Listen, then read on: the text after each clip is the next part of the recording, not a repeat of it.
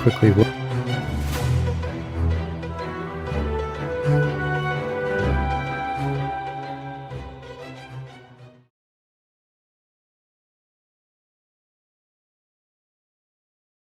Hello and welcome to week 15 of the Holdfast Naval Sports League preseason. Facing off against each other today are the Royal Black Fleet and the Jackals of the Baltic Sea. I am your host, Amit, filling in for Lemerck, and accompanying me today, we have in the commentators booth as well, Sabo Cheeses. Sabo, please go ahead and say hello. Hello there, everyone. Awesome. Great to have you. I've also commentated with you before a few weeks ago. Definitely a great person to have with me, and I'm glad you're here. Thank you very Indeed. much. Pleasure. I'd also like to give a shout out to our camera operators, correspondents. We've got Swaggington, Wavy, Mika, Lucius, Safe, and War Crime. And of course, we can't forget about our director, Atticus, who ties this whole production together. Thank you, guys. And as well as our arena manager, who I'm not aware of who that might be today. Could be Atticus. That would have been Gunner. So that's what I thought. And let's get into it. Let's set the stage here. Comprising the Royal Black Fleet are the regiments 8th LR, FRL, and the 26th, and their admiral today is Gilly. And the Jackals of the Baltic Sea is made up of 4 regiments, 17D, 3D, 19PP, and the 9PP. Their admiral is 3D Kashup. So, looking at the stats for the Royal Black Fleet, their top 3 players are Shum with 14,526 points, Lady Potato with 6,251 points, and Splunker K with 5,640 points. Now, remember, these points don't just come from just kills. They can also come from things like damaging ships, captaining, and even from kill streak bonuses or multipliers. Shum, however, I want to point out, is arguably one of the deadliest players in the league, holding the top spot for number of kills, trailed closely by SCP-38's Bobby123 with 79 kills. And by comparison, the Jackals, well, their scores are more normalized, and most of their players have played less matches than those of the Royal Black Fleet. Their top players are Edward Teach with 3,834 points, 17 kills. Prezis with 3,321 points and 6 kills. And then we have double Rosvinetcho with 3,303 points and 19 kills, which is the highest on their team, but 3rd overall for their team. So definitely a more mixed and I think a good representation of the variance of the roles that a team can have. Clearly, Edward Teach and Rosvinetcho have the higher kill counts and are great shooters because they have those amounts of kills. And neither of them have played more than 4 matches, whereas Prezis has the second highest score on their team with 7 matches played, meaning that he's played as a merc several more times and obtained less kills. So to me, this indicates that Prezis is primarily a support player that has done a lot of damage to ships, perhaps as a carpenter. I'm not entirely certain about that, but he definitely has put himself up there on the scoreboard for the Jackals side. And sometimes you see these large disparities in points between the highest scoring members on a team compared to someone else on the roster. And you might wonder why that is. And most likely it's because a lot of those people would be firing the carronade, which is the big gun on the front of the 13-gun flagship. That dishes out a lot more damage than any of the other cannons in play. But however, there are instances, with my own team where the SCP-38, that difference is less noticeable between the highest, the person with the highest points versus the second. Sabo, what do you think? How do you think these teams have progressed over the season? We're only 2 matches away from the end of the preseason, and this will be their 4th match, I believe, for each of them. How do you feel about this, and where these teams were and where they're at now? I know both of them had a rocky start when it came to it. With at the moment, from the standing as a team-wise, they're one of the bottom, couple of the bottom teams in terms of the points difference. Royal Black Fleet do have their 2 wins against their 1, whereas the Jackals only had 3 losses so far. But they have been making improvements every game. So I'm hoping for this one, they're both going to come in like guns blazing, ready for a really good match. I'm looking forward to this one for ages. Could it be a very interesting matchup, I reckon, between these two? Yeah, I mean, in the pregame, we were talking about how I my team, we faced off most previously 2 matches ago with the Jackals, and it was a decent match, I have to say. Both these teams have improved over the past few months for sure, not without hardship, of course. Some serious setbacks, and that's reflected in their standings currently. But I think there has been noticeable growth, and we can see that in each progressive match, or rather, at least the most recent ones, I would say. After a disastrous second match against the Seawolves, your team, the Royal Black Fleet learned to pay more attention to what their opponents were doing, and be quicker to exploit the gaps in their enemies' formations when they could. And then on the other side, the Jackals know how to keep a formation together. That historically has never been a problem for them. Their primary issue has been, in my opinion, poor tactical decision making, which has turned what could be normal good circumstances into situations where they unfortunately were not in a position anymore to defend themselves. And in the recent match, we've seen that tightened up a little bit against the SCP-38.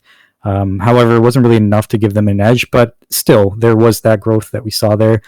I think there's still more growth to come from that, though. So, yeah. Yeah, definitely more growth to come from both teams. So I'm looking forward to seeing what they do for this one, see what improvements can be put into play, and see how they spice up their strategies. For sure. I want to get your opinion about this. I do, at this stage of the game, is there anything for them, either of these teams, to prove? Ooh. Now, the Jackals do have a lot, unfortunately. Coming from where they are, very bottom with their points difference, they've got a lot to try and do. They've got a lot to claw back for when it comes to this game. So I'm hoping, to be honest, that they can get themselves a win for this one. So I'm looking forward to them trying to do that today for this game. As for the others, it's difficult because they've got their 2 wins already, so they've shown they can do it. So it will be a very tight one, I think, because they're going to be trying their best to get this win from the Jackals. Be trying to get this win from the Royal Black Fleet.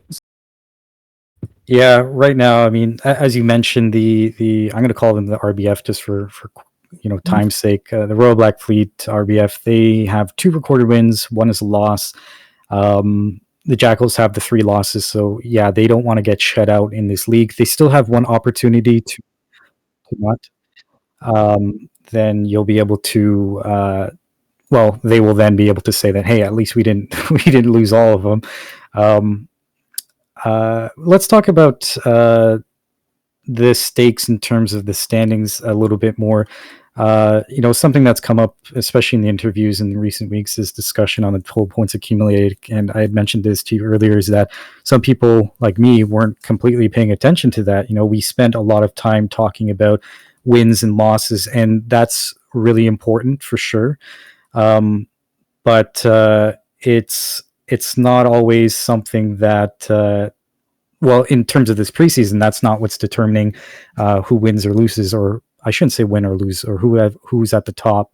That's determined by how many more or less points you have compared to your opponents across all of your matches. And those of you who are looking at the website or through the stream, when the stats come up, that's represented in a positive or a negative number.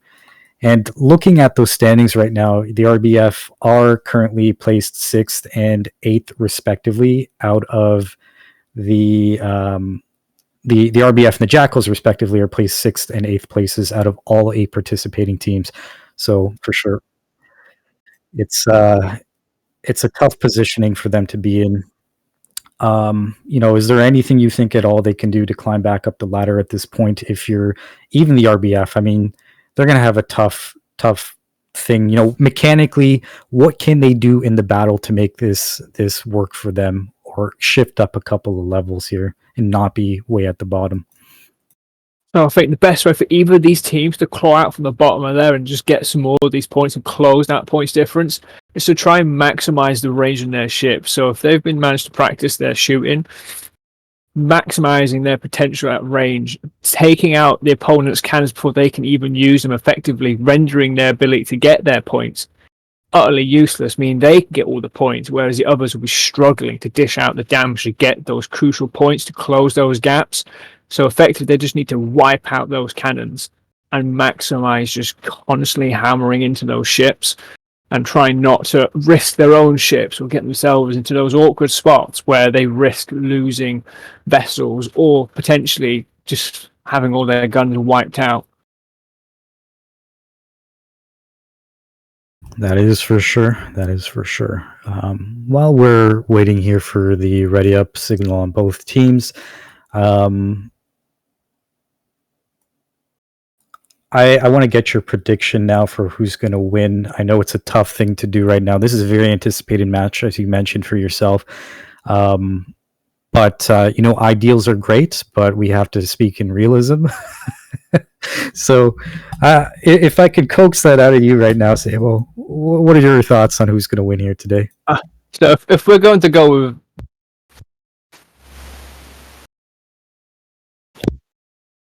the RBF to be the victors, considering obviously they're the ones with 2 wins currently, whereas unfortunately the Black Sea have only got losses so far. So you're looking statistically, you're looking at the RBF should be netting a win in this one.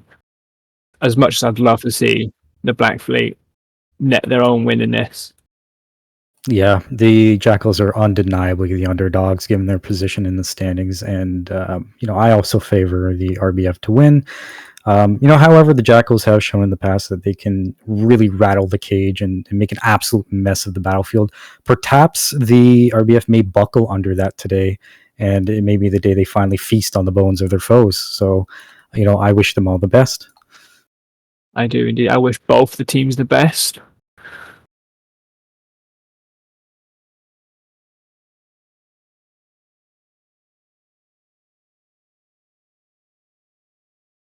Right, let's have a look at this map. Alrighty, so let's go ahead and get into Spectator and then take a look at the map itself. Right.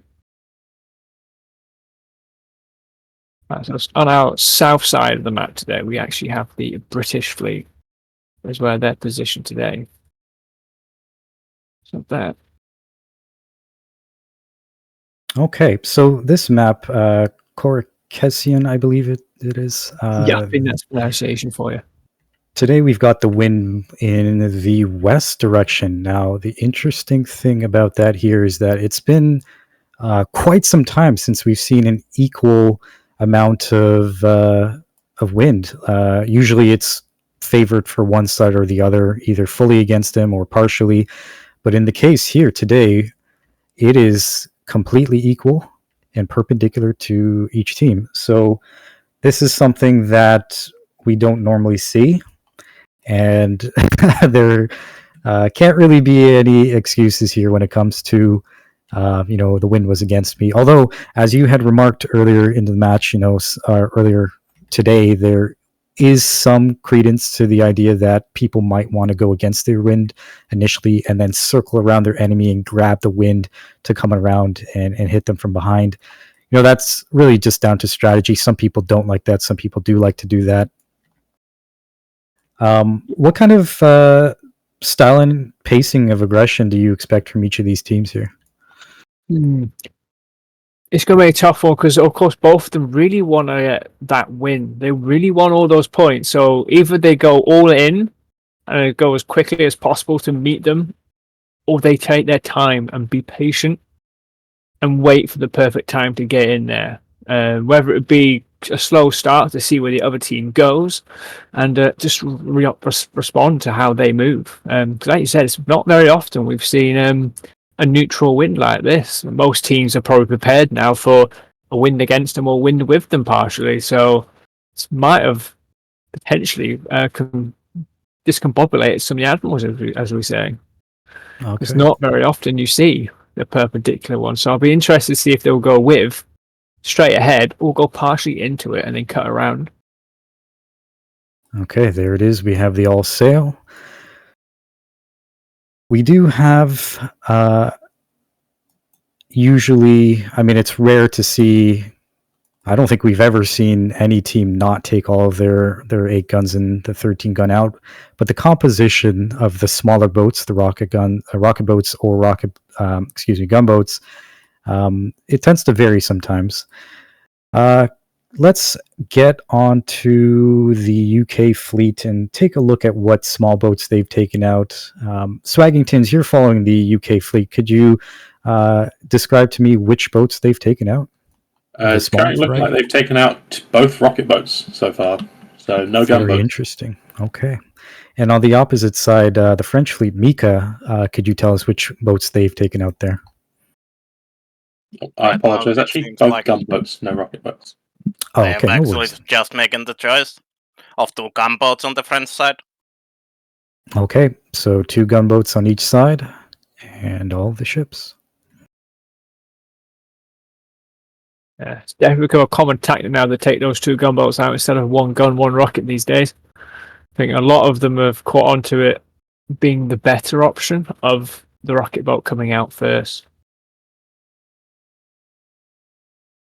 The opening strategy of these teams, given that the team is equal, I know you just talked about how you think the aggression is going to go. I know that some people remarked in the pre-show that there may be some hesitation from both sides. They may move slowly and try to read the enemy or their opponent and make the decision from there. I know what we don't want to see is just an early form up against the wall and basically what happened to us last week, Sabo, where we just kind of fired at each other for the rest of the match.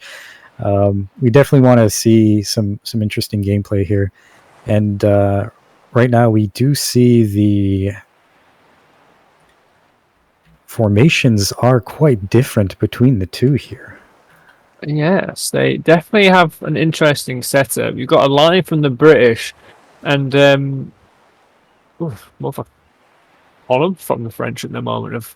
They're definitely going into the wind, so they are going for the partially into the wind. But they're leaving their 13 gun at the back by the looks of it. With how they're going to try and form up at the end with the French. Yeah, it certainly seems that way. They are positioning themselves to the east, so it may be that they're going to just form that line and just start firing and see what happens. And then, I mean, if that's what they want to do, they would probably want to do that as far away as they could, so that way they can potentially, continue moving east and then circle around back through those eastern islands and then move to the west if they need to, gain some of that wind. What I find interesting is the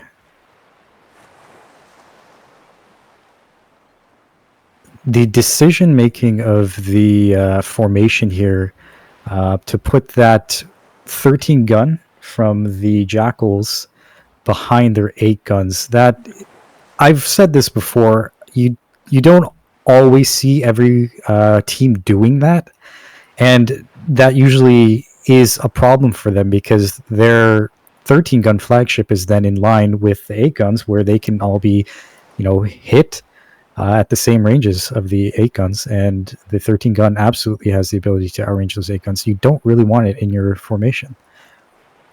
Currently the Royal Black Fleet does have theirs in formation. However, it's just an initial one. We'll see where they go with this.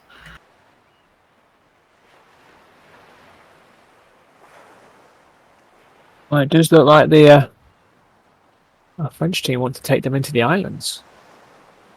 Something else I should mention is that in one of their first matches, the Royal Black Fleet did play on this map, I believe against the Leviathans, and that was one of my favorite matches to watch, especially for the Royal Black Fleet.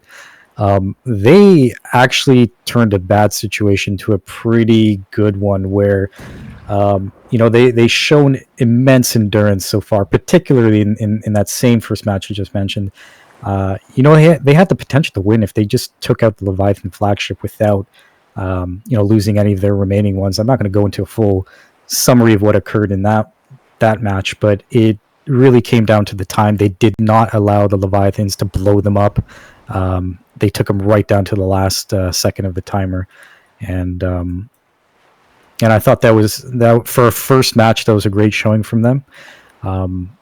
They did in the battle lose it, and then there were some unfortunate technicalities for the Leviathans that swung the outcome after the match had finished, had swung back that in their favor. So this is actually the RBF's chance to win a second match in battle. So far, they won against the VOD Coalition a few weeks ago. And now this is their chance to prove that, it wasn't just a fluke. This is their chance to show that they have what it needs to be to. Oh, excuse me. Did I say VOD Coalition? Yeah, the VOD Coalition. Yeah, VOD Coalition. Yeah, okay. I was reading my notes there, and I was like, getting a little dyslexic for a second.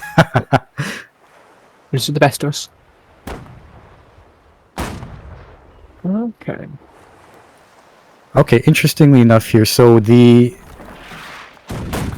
Jackals did do what I thought they were going to do, but I am worried about the positioning they're taking here now, having that first 8-gun position itself almost for a second there in raking distance, and as you can see now, it's getting hammered by the 13-gun and 2 rear 8-guns of the RBF. Yes. Definitely taking a pound at the moment. I think you might have taken that personally too early. I would have gone around the other island instead, even if it is a more aggressive play. Yeah, I would have preferred going further out. You just risked that ship. Yeah, for sure. I agree with you wholeheartedly, because if they had just gone around that other island a little bit to their south, they could have swung around hard to the west, used that wind advantage, and try to get onto the rear. Of course, the Royal Black Fleet is far enough away that they could negate that or mitigate that by simply turning to the northeast and facing them in a broadside action. But we may still see it work out for them here. The Royal Black Fleet is not... They are turning out west now to try to escape. They are cutting that engagement. Okay, so where does the Royal Black Fleet go from here? Because I do like the positioning of the Jackals currently. They've got a nice line. Granted, they're a little bit further away, spaced out. That's not the worst thing in the world. Their 13-gun is way at the back, but it does have the longest range guns, and it is absolutely able to hit the rear 8-gun of their formation, probably with the carronade. Yeah. Well, RBF are currently spaced out. They have lost one of their 8-guns who's gone really far away around that island. Best thing they can do is continue around those islands and try and head off to the south and try and maybe cut them off at the other end of the island is probably the things they could do. Yes. But again, the fleet's starting to space out. That 8-gun was now dawdling behind. So it will take time for that 8-gun to catch up, whereas the Jackals have got everything there now. And you know what I really think is interesting here, and you can't see it, but I'm beaming right now in the face. There's so much opportunity for these teams to just continuously do this weaving back and forth because of that wind facing to the west. The RBF don't have to worry too much about going to the south. They can still use those square sails to maintain some speed. Of course, looking at the position of the Jackals, they have the ability to cut off. Essentially, they have control of the middle of the map, I would say, at this point. They can prevent a breakout to the south. Their formation, however, is... It's interesting. It looks like their 8-gun is going to move back into a safe positioning. Yeah, it's falling back. Might be a little bit of cat and mouse here for a little bit. Certainly are, yeah, because they're The RBF, they've slowed down, allowing that 8 gun to catch up, so not being that shit down when it comes to this combat. But it does look like, because they slowed down, that 30's now got a nice lovely angle on that lead Jackal 8 gun.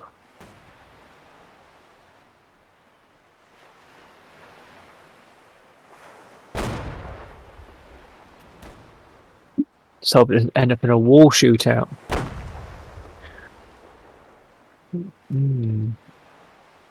So something I wanted to draw back to was my 2 matches ago for my team, the SCP. The Jackals of the Baltic Sea, those were our opponents. They made an interesting decision to... Well, what happened initially was that our Admiral took our 13 gun off into a completely opposite direction, sent our 8 guns into the islands. It was a different map, but the leadership from the Jackals decided, hey, let's, instead of isolating and chasing down and destroying that 13 gun, which is one of the biggest threats on the battlefield here, they chose to engage our 8 guns. And I'm wondering what will happen if the RBF decide to break off 1 or 2 of their ships. Like, how is the Jackals going? How are they going to respond to that? I've briefly touched on, or made comments about the tactical errors in the past. I think that instance I just mentioned about the failure to chase down the SCP-38's 13 gun, that was more of a strategic error. This one, honestly, I feel like they are just... They feel like the aggressors to me here, and they are just... I don't know. They just seem like they're going to chase down these guys no matter where they go. They're not going to hold a defensive formation and let the RBF come to them. But yeah, go ahead. Yeah, they get very aggressive here, the Jackals. For going formation, they've darted straight towards them. I mean, that 8 gun, that 4-8 gun has taken a hammering again. It has been nailed by the 13 and 2 of the 8 guns on that maneuver to try and get closer. And it's on its own currently. Let's take a look at the ship HP values on the top of our scoreboard here. All of the main capital ships on both sides are doing quite well. The Jackals have lost 2 of their... I assume those are both of their gunboats that they took it in the beginning of the match. And there goes... excuse me, I must correct myself. The RBF have lost that there, but the ship HPs, the actual ships are looking pretty good. But yeah, you do see that front 8 gun on the Jackal side really taking a hammering.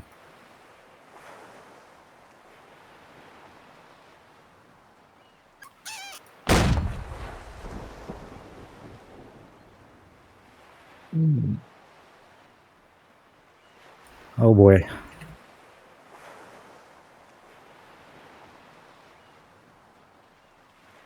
It does look like they're going to not go for a shootout here. I'll be definitely trying to sail away by the looks, try and get their fleet back together. Yeah, for sure. The Jackals here have a really good position on them. If I were them, I would hold those ships at the front there. Okay, and just as I say that, they raise the sails on one of those ships. And just focus down their ships. I don't know if the 8 guns have the range on that 13 gun, but the Jackal's flagship may have the ability to hit that.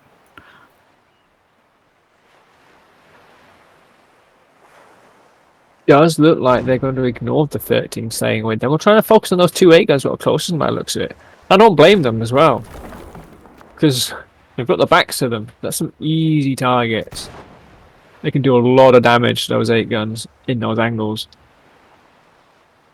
Yeah, that's for sure. It definitely looks like, once again, the RBF are just not interested in having a prolonged gunfight. They just want to get out of Dodge again. It's going to be a little tough for them. They are, currently facing north, and they're about to move headlong into one of the the gunboats from the Jackals here. The gunboats don't really do a ton of damage to HP wise. However, they have a great ability to destroy cannons. And of course, if you don't have many cannons, then of course you can't shoot at the enemies. And given that that gunboat is currently aimed directly at the 13 gun, if I were there, I'd be going after that carronade. Yeah, it definitely looks like they are trying for it. There was a close shot to take it out. So they are trying to knock out that front gun, which is controlled by Shun. So, but I think we need to get set for a long match here. The Jackals are doing the very safe thing. They're pulling out to the south, and they will likely regroup and then push what I assume is probably northeast and try to get closer to these British ships. Yeah, probably is definitely the safer option. It might be the boring option, but it keeps the fleet cohesion and it avoids falling into any potential traps of the RBF just turning around and shooting them. Definitely, that's for sure.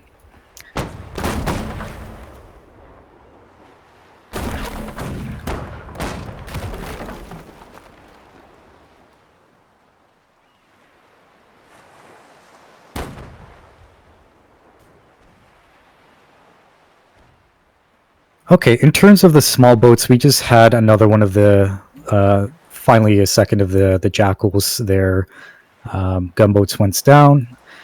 Now we're going to be looking at different types of boats coming out potentially. I do believe there is a rocket boat somewhere out on the southern end of the map. Let's take a look at that. Oh yes, we definitely have some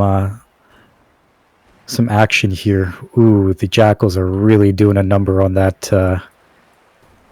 RBF gunboat there. They're trying to get away. No. Not quite quick enough. But definitely going for this long play here. Both teams taking really wide out. Yes, they're absolutely mirroring each other outwards.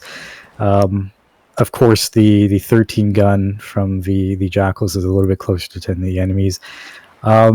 Sabo, I can't say I haven't watched every single match. I've seen most of them. I don't recall a situation where both teams have just completely decided to disengage and run in opposite directions when there wasn't really any particular reason to do that. How do you think this is going to proceed? Yeah, I've not seen it very often myself, but it probably is the most sound decision, because if they did chase, again, they'll just probably turn on them and shoot them.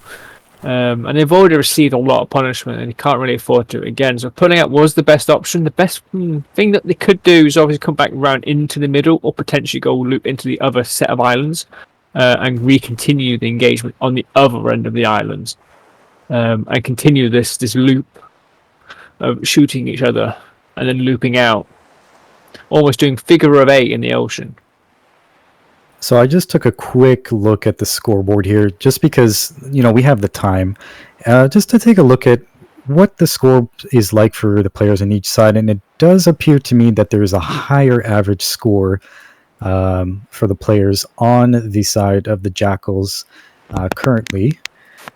So that could play, if this ends up in a situation where I certainly hope we don't have a situation where all of the ships are alive on both sides, but before the timer runs out. But if that does happen, it is possible that, just given the gunnery so far that we've seen, there may be the edge given to the Jackals, and they could potentially squeeze out a win here for themselves.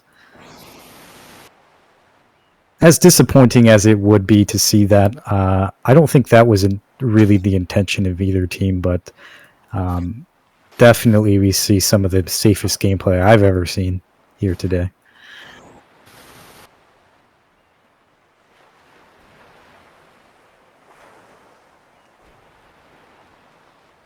Something else I wanted to point out is that the gunboats and rocket boats from the Royal Black Fleet are now on, when they're spawning in, they're on the opposite side of the map. They are in a position to get interdicted by the or intercepted rather, by the Jackals fleet here, and they are also being harassed by some of the smaller boats from the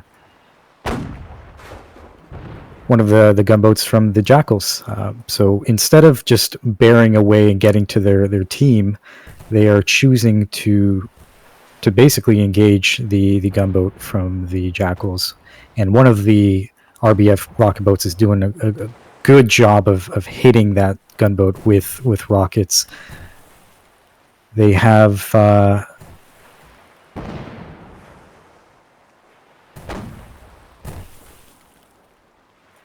believe that gun might be destroyed. I'm not entirely certain.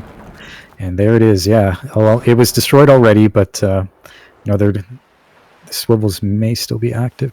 There is one on the left. They could have the ability to take out the crew of the rocket boat here momentarily from the RBF.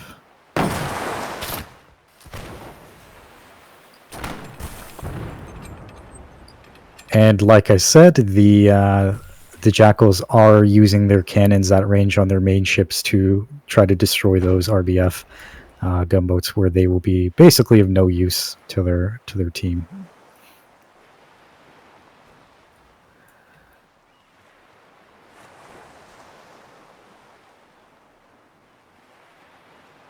Okay, I want to check in with Swaggington, who has our fleet camera for the RBF. They have now turned around. They're moving south. They've decided to split their ships a little bit. Do you perceive any major maneuvers from them using these formations, or do you think they're going to get back into a line here? As it currently stands, I think they might be making a channel for the enemy ships. It looks like that's something that they could be going for here, but at the same time, might also just be a staggered line. We'll have to see how they go with it. Yeah. Yep.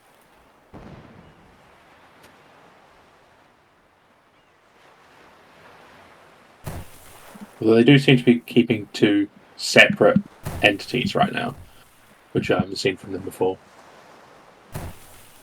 Something that could be the defining a defining moment for this is that you see how far back that 13 gun is for the Jackals, and it's currently moving. If I could see properly, I think they're moving against the wind, and they have their square sails open. So that's definitely gonna slow them down. I don't know if they realize those sails are open, whoever's captaining that ship, but currently his eyes are focused elsewhere rather than upwards.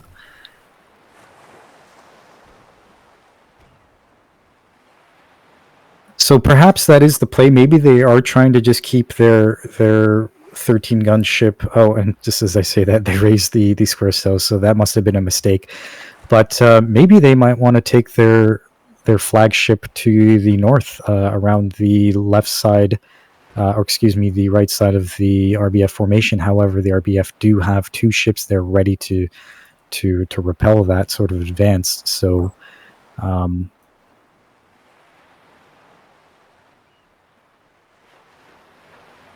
It does appear to be a split between the British fleet right now in two completely different directions. yeah, so this is not too far off what you were saying there, Swaggington. Maybe not necessarily a channel. Well, I guess a large one. Maybe they want to get around the Jackals at the east end. But I mean, that is a very ballsy move for just 2 8-guns. They may be looking to herd the rest of the rear formation of the Jackals into the center, where they can just shoot them on both sides. So yeah, not a bad tactic. I don't know if it's going to work out for them, given how slowly these 8-guns are moving down there at the east end. Although maybe that's what they want, because the western forces of the RBF are using the wind to their advantage to get behind the enemy. So it's more of a delaying action. Let's see if the Jackals take the bait.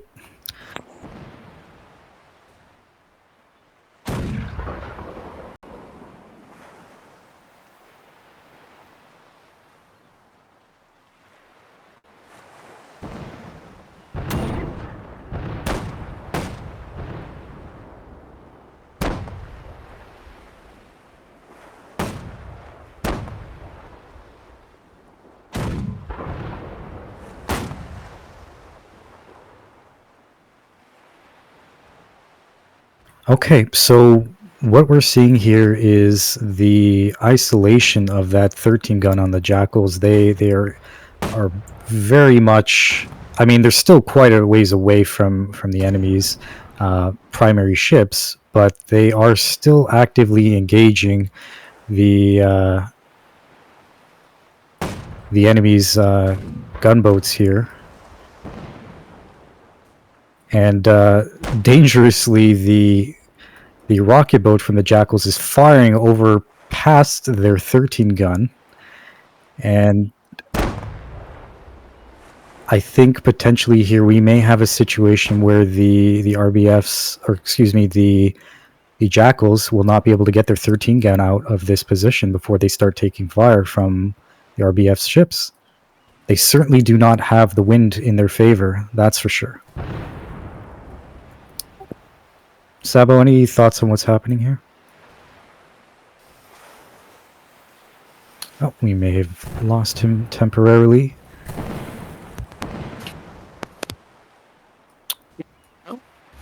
Oh, there we go. Yeah, my cable was partially pulled out. It can happen when you get excited. I've been speaking to myself the entire time. Yeah, no. Oh, goodness. Yeah, I don't see a way of this 13 gun catching up with the fleet, especially with the RBF cutting through those irons to get towards them as well. It's a smart move what they've done there, to be honest. And even the distance now, you can see that the RBF's 2 8 guns that were fighting those 4 pulling out as well now. So they've got a tough choice there, and they've got the square sails down again towards the wind. Oh, and here we go. We have the 2 13 gun flagships starting to engage each other. Definitely the right move from the RBF. They saw what was happening. The 13 gun of the Jackals is lagging behind, and they decided to do something about it. Not entirely...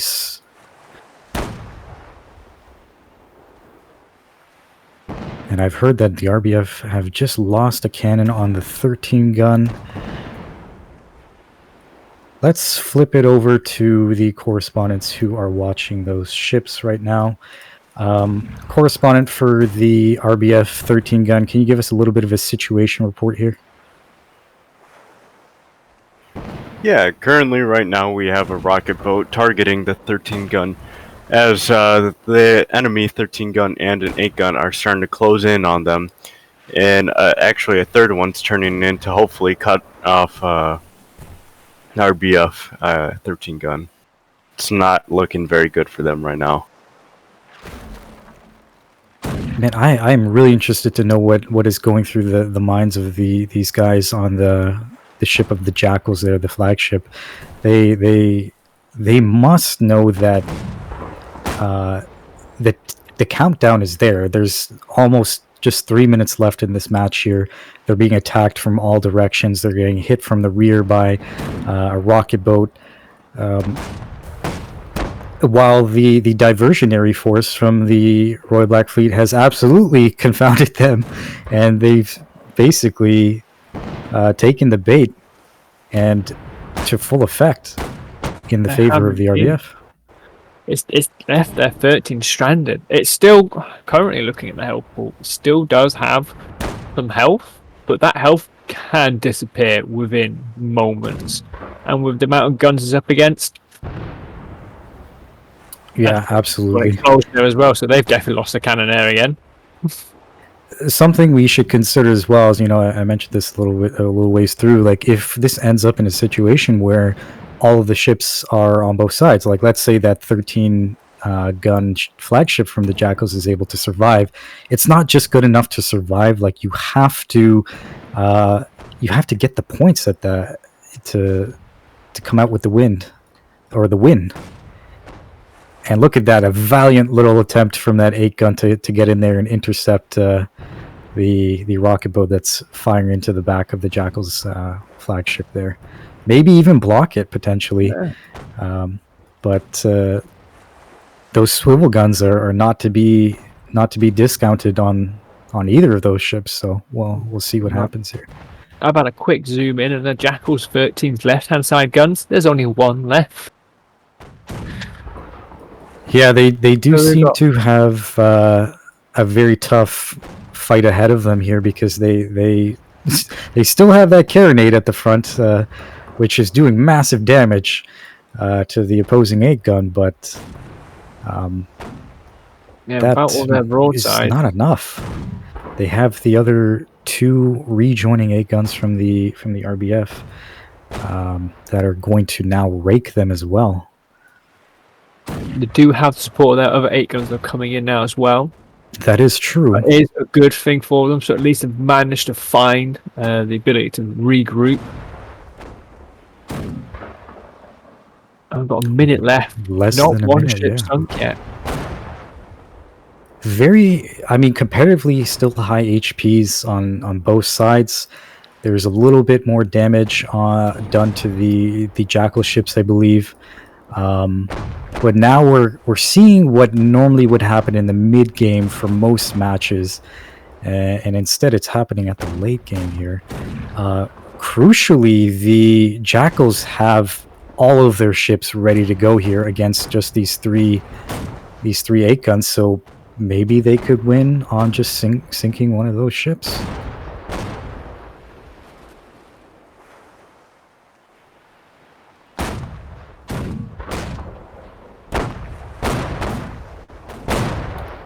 Okay, we're coming down to the last second here, and There we will go. see who the winner is according to points.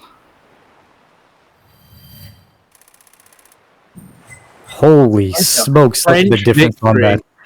That is a That Jackals of the Baltic Sea victory. My goodness, my That is goodness. a squeaky win.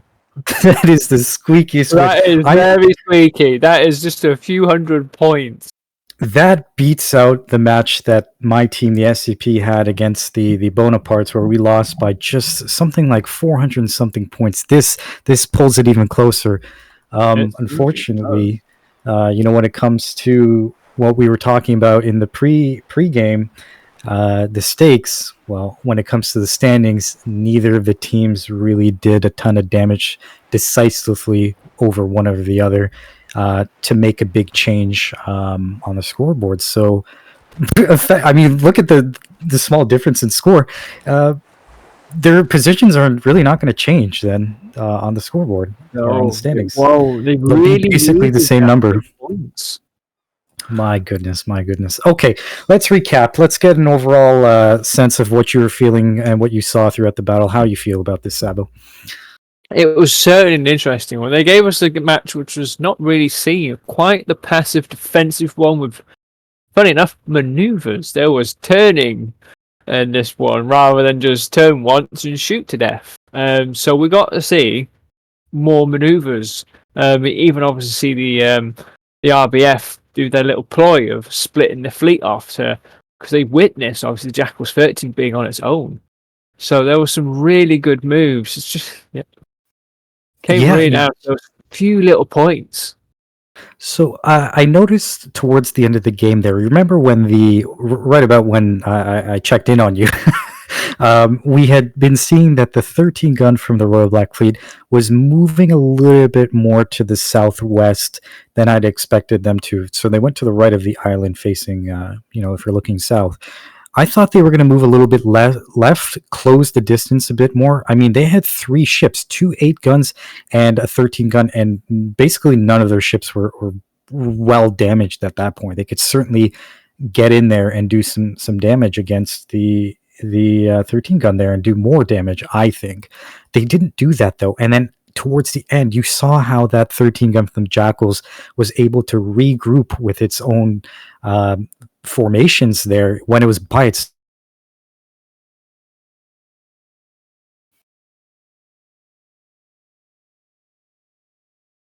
Yeah, we lost Amit for a second, but yeah, I think I can see what you're trying to say, but yeah, they had the opportunity there to just dive in there and dish out the damage to that 13 of the Jackals on its Todd, but Yeah. I don't think they're dedicated enough to it. They stayed at range, which yeah is a good thing, but when you see the 13 on its own, just feel like that's the time you just got to just go for it and just do as much damage as Yeah. possible. Oh, there we go. Sorry, you got me now. Yeah, Okay, we're so back now. yeah. Look at that. Yeah, and through like the mid of the game, I had brought up the scoreboard and I looked at it and I was seeing there's a higher score on the players on the Jackal side, and I said, this could potentially have, give them the edge when it comes down to the later section of the game should the timer run out, and that's exactly what happened here. Plus, they had all their ships together; they were able to do a lot more damage against those British, the RBF 8 guns right at the end there. So. Yeah, overall for me, it was definitely the end of the match was what I wanted to see at the beginning of the match.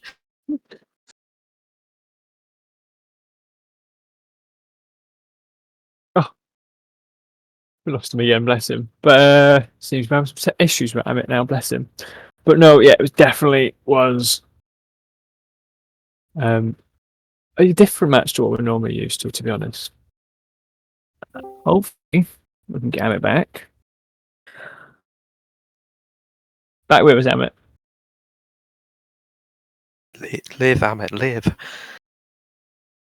Oh, I apologize, guys. My Discord client is crashing every left, right, and center. So I pulled it up in here, web browser. Yeah, so yeah, I was just hoping to see a little bit more. It was very, very. I don't know if passive is the right term. Safe, I feel like, is a more appropriate term. They definitely did not want to screw things up, and I definitely like to see preservation. That's a key thing, I think. But we're a little bit later in the league. We're only 2 more matches away. The time to be safe, I feel, is a little bit over. But then again, that's the position that they're in now against each other. They knew. They seem to know what the capabilities of each other were and tried to respond in that manner. Definitely. Needed to be that sort of passive game, but needed some of the aggression at some points. There was opportunities for it, I feel. Okay, so we do have the admirals in the channel here. So welcome to you both. We have Kashup from the Jackals of the Baltic Sea. And then we also have Splunker K from the FRL. Welcome, both of you. And I should double check, though. Splunker, are you the admiral? I didn't have you listed as the admiral, but maybe you're here. Gilly had to go take care of his kid, so he sent me in his stead. Well, that's a very honorable thing for him to do. Great. If you're here to support him and speak on his behalf, then great. Hopefully, you'll be able to answer a little bit of what we think or what we would expect to hear about what was going on in his head. So first, I'll start with the Royal Black Fleet, Splunker. Tell us a little bit about how you felt going into the battle and what you believe the opening strategy from your team was supposed to be. Yeah, so I understand that you guys were talking earlier about with reference to our passivity, and it was true. Our first opening moves were very passive, and it has to do, and this is a theme for the entire round, was the wind direction. As you know, the wind direction was facing from, in our perspective, from right to left, and that played a huge role in our strategy for movement. It was strategized originally, we were going to move to the right against the wind, but then soon after we realized it would have been better for us to move a little bit in the center to move with the wind at the beginning was going to be the way to go. And then essentially what this turned into was poking and prodding at each other at a distance, trying to see who can gain the upper hand and maneuverability. And I heard you mentioned, and near the end, during that 13 gunner on its own, we were sending myself, another 8 gun, and our 13 gun to intercept it. And even a rocket boat, too. And the rocket boat, yeah, and we saw very quickly after the last 5 minutes that it was going to be a points battle.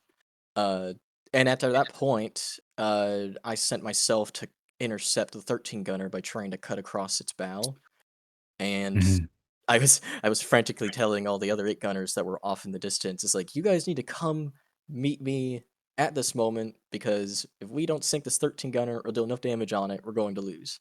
But like I mentioned with the wind direction, that just further complicated things, and the speed at which we could keep everyone to engage was just not there, and the clock eventually did run out. Um, I think everyone, including members of the Jackal fleet, performed well.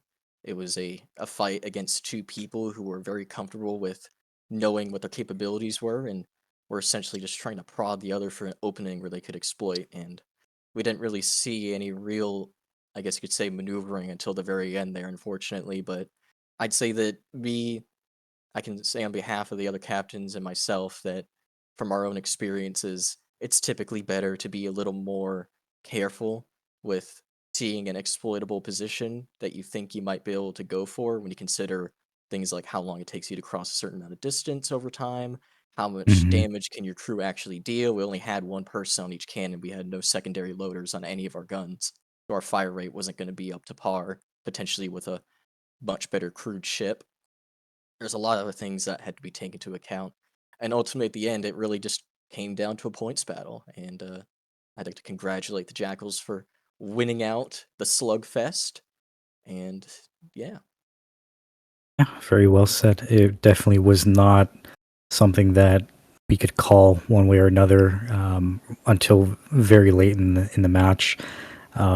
That decision to split your fleet, having the 2 8 guns move to the east and pull off, they pulled off so many of those Jackal ships. I was just thinking, oh my goodness, those 2 ships are going to get destroyed. But then I saw what the other 3 ships were doing in the north, using that wind to get around.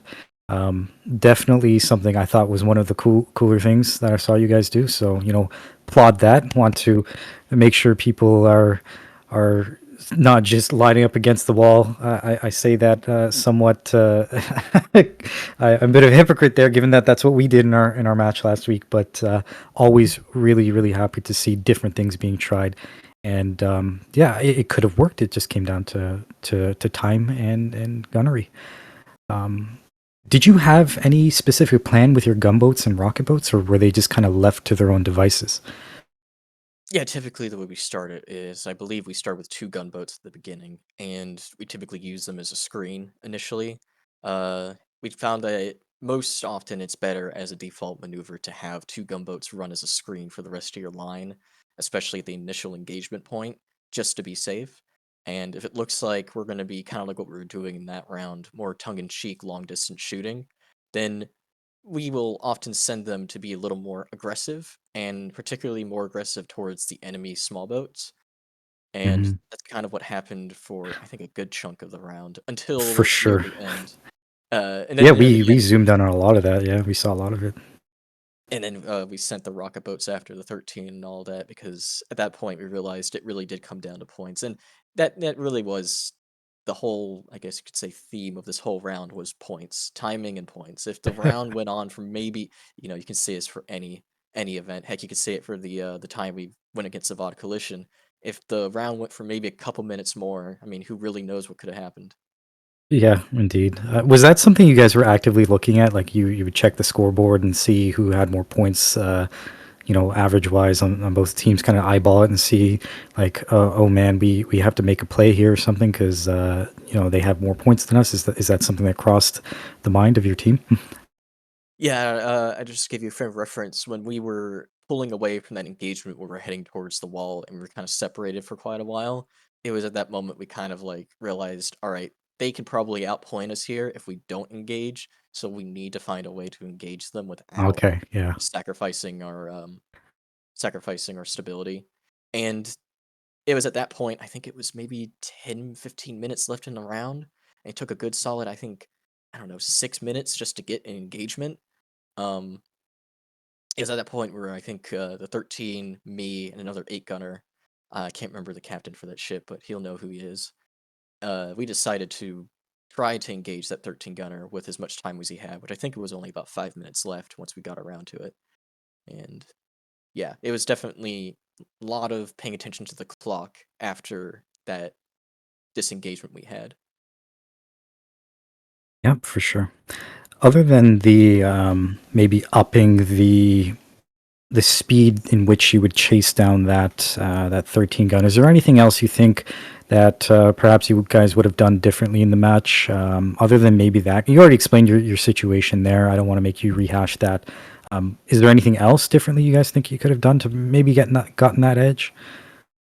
Certainly, that first initial engagement, you're gonna hate me for this. I would have wall hugged. That first initial engagement where we were pushing up against the No wall. judgment. Yeah, no, I understand. Yeah, I get it. It's a little. It's like, ugh, this again. But I would have suggested as we were turning against the wall at that point, we at the time when we started doing that had more guns to bear on our port side than they could, and I suggested to the captain at the time, uh, well, actually, no, I never did suggest because at the time I was convinced that then we should just keep moving. But I would have if I knew what was going to happen if they were going to turn away. I did not expect them to retreat. That was the curveball, ultimately. I was considering that Ah, they were going to actually continue to move against us as they were because we that's retreated what on I the said lights. too to Sabo and everyone else Yeah, in the channel at the time, but they didn't do that. Yeah. they No, didn't we do were. that. They pulled away, and that was smart. That was very smart because they saw. I bet they saw they had the points, and they'll when they get around to their turn to talk on this one, I bet they'll tell you like, yeah, we saw the points. But if they did push in as we thought, I would have suggested to the rest of our team, let's just hug the wall point here. We actually have more ships available to bear our port side guns on them at this time. We can deal in more Mhm. damage where they can bear on us. But we never did, and that's all right. Gilly, he's very passive. He knows our capabilities. Uh, in 20, hindsight vision is 2020 after all. Yeah, yeah, for sure. Better to be safe than sorry, right? But I guess as we saw today, being a little too safe could I don't want to say downfall, but it definitely has its downsides, we can say. Um, so overall, the takeaway from this battle, I'd like to know that you do have another match coming up against the Krakens, the KRN, KRA. Um, Definitely one of the higher placed teams in the league. I believe they're second in the standings. A very well respected group. What do you think you learned here today? Or rather, I should ask, is there anything you guys think you learned here today that could potentially be applied to your match that's coming up next month? I think wind direction, particularly knowing now that with all the different wind directions we've had, your ability to be aggressive or passive is heavily determined by the wind itself. I think that going against the KRN, possibly a little more of an aggressive stance, since I expect them to have excellent gunnery as usual, would be a lot better serving for us than the passive one we've been Hmm. having in this round.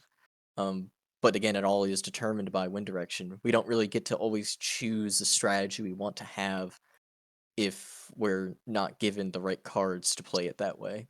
And I think that's really the focus for what we're going to learn is recognizing the cards that we have and not the cards that we want at the beginning of each round. Yeah, I guess that will play into the preparation that you guys do, for sure. Sabo, did you have any questions specifically for these guys? You've asked some excellent questions there, Emmett, to be honest. All the ones that I probably would I have thought of wonder as where I well. got them. So, Well, I got those. okay, well, No, they were some excellent games, to be honest. I enjoyed watching the movement you guys did, and I suspected that if the Jackals did chase, you would turn on them, to be honest. And I figured that would be something you would try and do.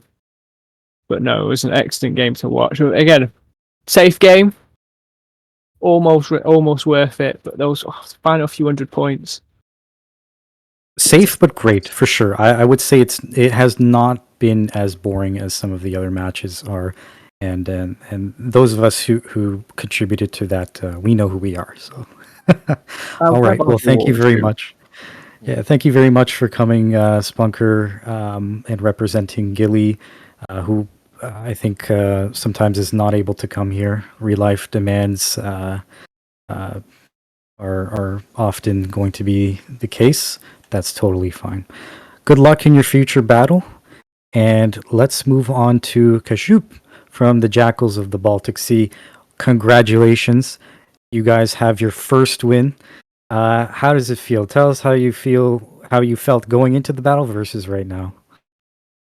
Yep. So yeah, it felt good. But first thing, I wish to say thanks to our crew members because we've had like a bit of talk about the gunnery skills and stuff like that after our last battle with the SCP, and I was like, okay, guys, we are going to train this stuff like gunnery over and over and over again because we need this.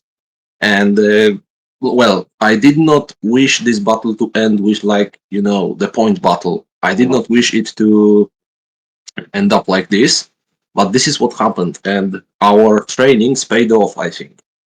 uh, when it comes to the actual strategy, I wished to do something along divide and conquer, and it kind of happened, but it happened uh, later than I wished for it to happen. Yes.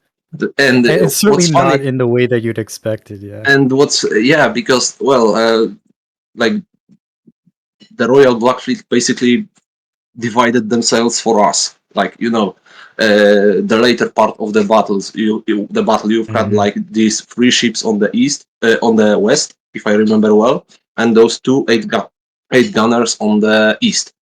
So I was like, "Yep, this is it."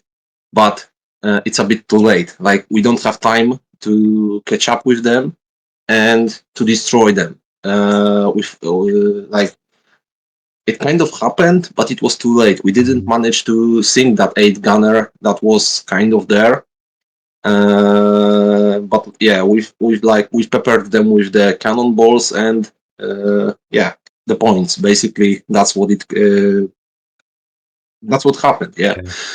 and about the wall, I'm allergic to wall battles. Officially, I'm allergic to wall battles.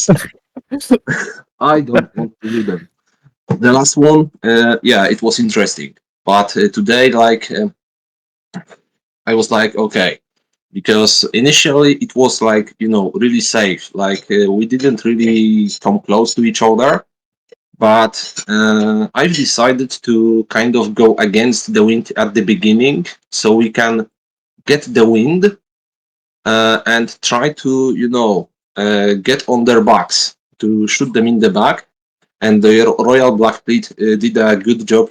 Okay, we don't allow this. We go for the, we go west, so they won't and so they won't get onto our backs. So that's what happened, and we end up kind of in the wall. So I was like, hell no, we are not doing this again. And uh, and what surprised me probably the most was that they've disengaged and kind of went for our spawn. I was like really Yeah. surprised how cautious they were, you know. But so I was like, okay, let's do this. We will disengage as well, and we shall sink their gunboats, because we were close to the spawn. And at the same time, I was like, okay, let's sink their gunboats because they are attacking us, but let's run away with our gunboats so we can kind of preserve them. Let's not give them these points since it's already kind of a point battle. And we Mhm. were like, okay, we're hitting their gunboats, we are sinking them, and we are seeing, okay, far away, what's happening. They are kind of, going for us again. So I was like, okay, I've prepared our line for the next engagement, so we could go through the center and kind of split them up and kind of defeat one side of them at least. And Yeah. we are going for them, and what I see is like they are splitting themselves up. So kind of funny that they did something that I wanted to do, and well, but it was still a bit too late to achieve the victory through the sinking the enemy ships, because sinking one enemy ship Yeah. was what we've needed for the victory. and there was a bit of the talk about our 13 gunner. Yep, it was a bit, far away from the rest of our fleet. But I wasn't really afraid of our 8 gunner because it had plenty of life, and the enemy ships on the west, if they wanted to pursue our 13 gunner, they would go against the wind. So they did not have any chance of actually, getting to the 13 gunner. And our So 13 gunner was able to chase the 8 gunner on the front and deal quite a lot of damage. So this actually worked for us pretty well. So if I'm understanding you correctly, you're saying that it was your intention to keep your 13 gun flagship lagging behind a little bit in order to respond and just shoot at yes, range. Oh, okay. kind Yeah, of, but I- not to that extent. Okay, I see. Yeah. Oh, you know something I noticed, and I had mentioned this to Sabo at the time, is that I noticed that for a while you guys had your square sails down and deployed, slowing you down, moving when you were trying to move Yes, towards and that's your. what And I think you, as I was saying it on the stream, that was an one of accident you, actually. yeah, the captain realized what the issue was and raised them. Yeah, Yeah. so I'm glad to see it didn't affect you guys, and you had the mental fortitude to understand what you were trying to do and not be afraid to do what you wanted to do. And I said this in the pre-game portion of this stream where I said you guys never really have a problem with your formation. That is, to my observation, that has not been an issue for you. And I'm really glad to see that I was not proven wrong today by that either. We got a little bit concerned by the 13 gun being a little bit further Sometimes, away, but it doesn't sometimes always go we to may that. seem like we don't really have, sometimes we swim in this zigzag formation, or I don't know. It's not like the classic line. Today it was more like classic line, but it's not always like that. And Right. sometimes it may look like okay, what are we doing? Yeah, what's the I don't know the English word for the thing like when you put your ships not in the line, but front to the enemy. What's the Oh, thing? so that would be perpendicular, where if your ships are, if The you're thing we talking did in a at the column beginning. or in a. Okay. Yes. Yeah. Actually, we had seen that your ships were side by side to one another, facing Yes. Yes. Yes. Exactly. the Royal Black Fleet, and we had noticed that they were all in just they were lined up And like ducks in a column moving towards you. So we were very interested to see what you were going to do, and you actually played into one of my predictions, which is you would go down east and curve around. Sabo, you had made mention that the fact that you thought they would go around the island a little bit more, maybe come up on the rear of the Royal Black Fleet. I But did indeed. I thought we'd go for a wider turn and go around the larger island potentially. a little further to the south. But no, you guys that were would endanger absolutely our the aggressors. Yeah, backs. Yeah. very aggressive gameplay. Well, I should say just aggressive. I don't want to say very aggressive, but you guys were always the ones Aggressive at the end. getting in there. I mean, even in the beginning, as Sabo just mentioned there, you didn't make as wide of a turn, and your lead 8 gun was taking fire. But we Yeah. Kind did of. a bit of an HP check and realized after that engagement, no ships really were damaged to the degree that we expected. And this is something that Lemerck has talked about in the past, where at those really extreme ranges, when the angle is very high for the cannon balls coming down, they land on the deck, but they don't do a lot of structural damage to stuff like the railings, and they may not be able to hit the cannons as well as they normally would be, or hit personnel. So very, very glad to see, you were not afraid to get in there.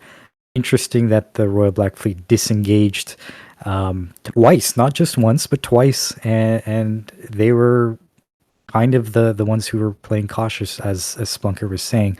I So would have fought every one of you single-handedly. I was being held back. They were telling me, yeah, "No, no, no, Splunker, you can't do it." And I was saying I did, and that's why at the end I cut across that 13. I would have fought every single one of you myself. Yep, and absolutely, you made a good point of that earlier.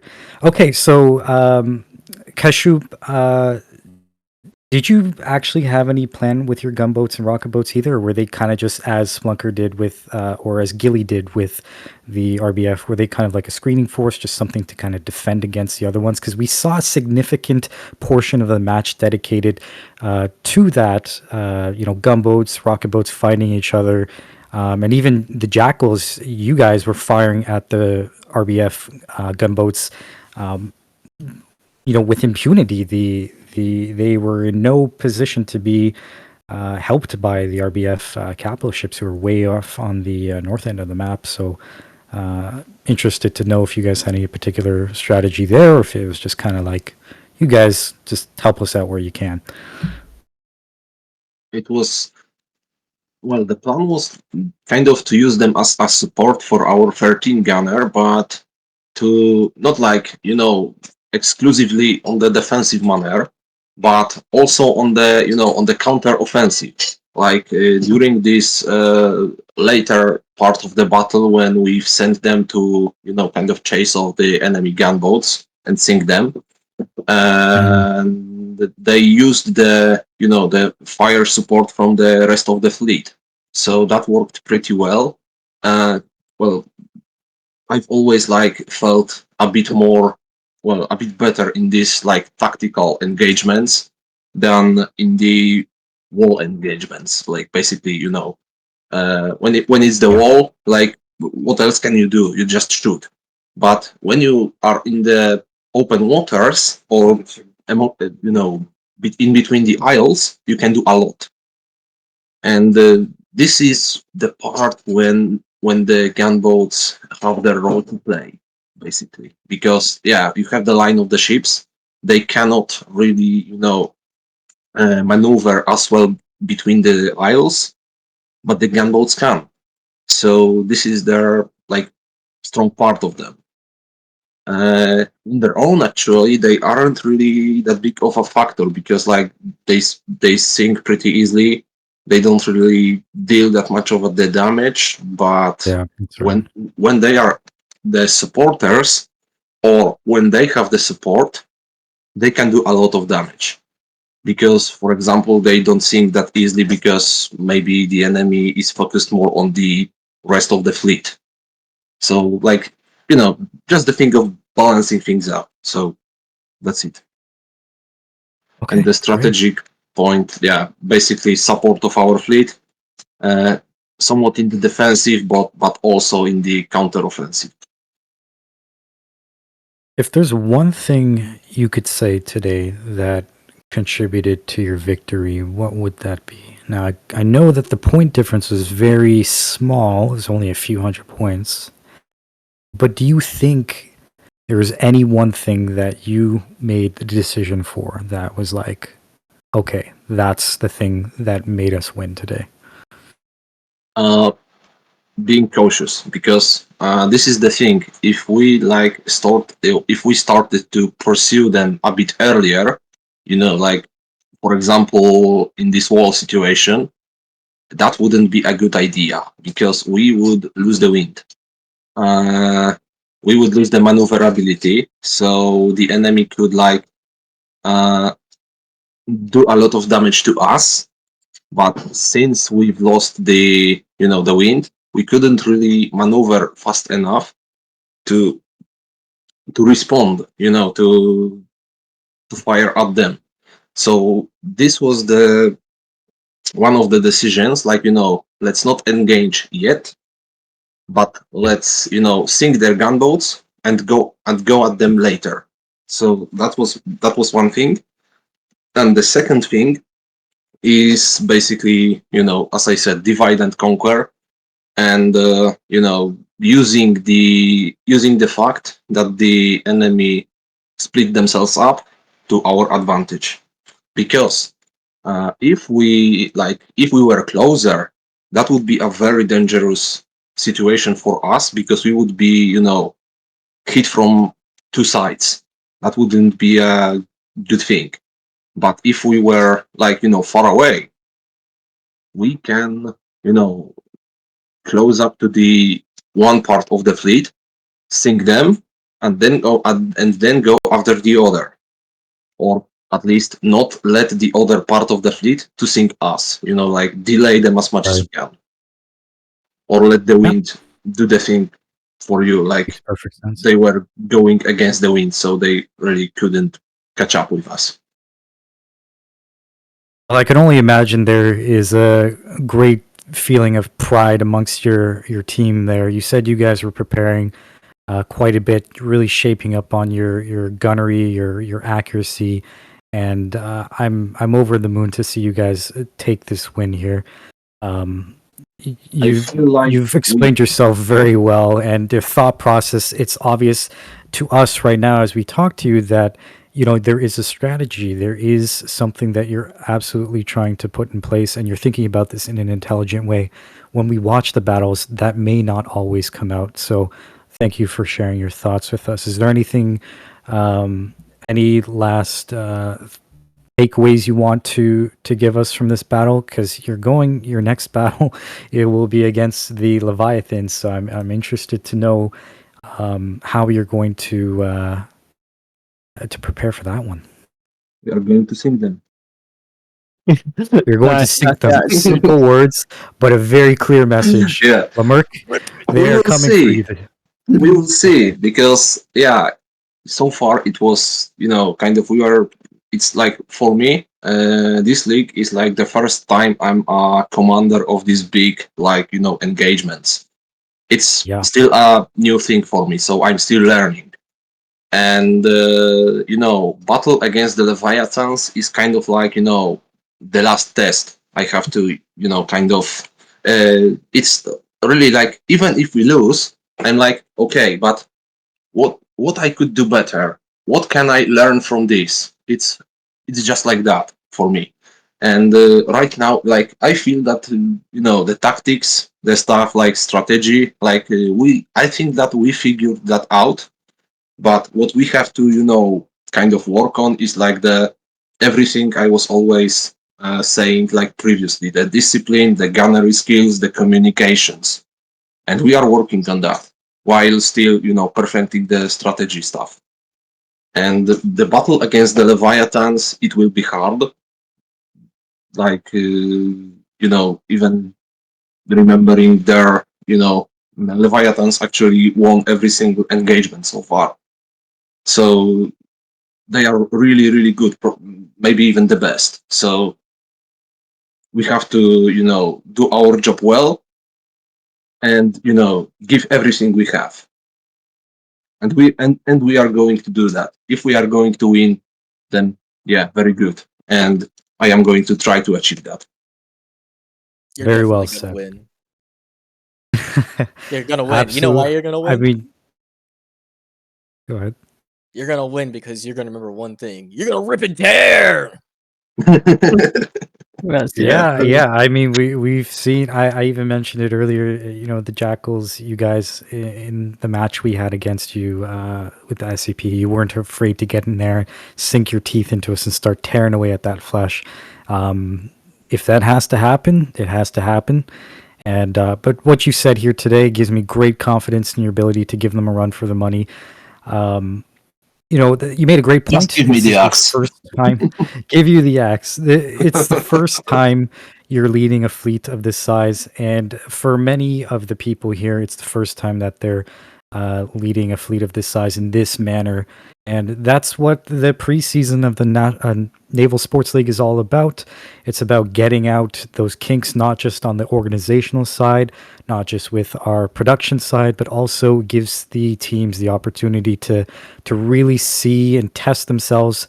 And stress test, I think, is probably a good way to look at it, because there's a lot of stress involved, I assume, with a team like yours, where you're comprised of four regiments, right? It's so like, and it's still changing, because well, maybe not right now, because like initially we were like 3 regiments. Then the guys started splitting up, then reforming, and like 9 PP from the 17. kind of sometimes I feel like okay, this is like, this big war battle or something. So we are like, I don't know, Austro-Hungary during the First World War, when they have like, these different nationalities, these different groups fighting under the one banner. We are kind of like that, Yeah. but only from Poland. So that's the difference. Well, you got some Polish patriot pride there. Okay, so with that, I'm going to wrap it up. And is there anyone? Sorry, Atticus, go ahead. Oh, I see. Okay. Yeah, so once again, I want to thank both of you for coming here today and speaking on behalf of your teams. Appreciate that. Good luck with your next matches. Also have to thank our staff on the correspondence side. Today, they were getting you those very nice camera angles. So those people were, we had Linknito, Wavy, Safe, Mika, Swaggington, Lucius, Warcrime, and I feel like I missed somebody there. Swaggington's. No, I believe I got everybody. Okay, great. So next match is going to be next week. Same great time, same great flavor, with the Bona Partnership versus the VOD Coalition. That is on November 10th. So thanks again to our director, Atticus, for keeping us together on our production and making sure everything is sounding great on our stream, as well as our arena manager, Gunnar. And of course, thank you to the X as a whole for hosting this Naval Sports League. This is the first time the stream has been entirely commentated by people who are not of the X. And next week, hopefully, we will have Lamerck and our illustrious and lovable Warbleworth back with other potential guests. So thank you, everybody, for checking this out. And tune in again next week for more carnage on the seas. Thank you. Yippee!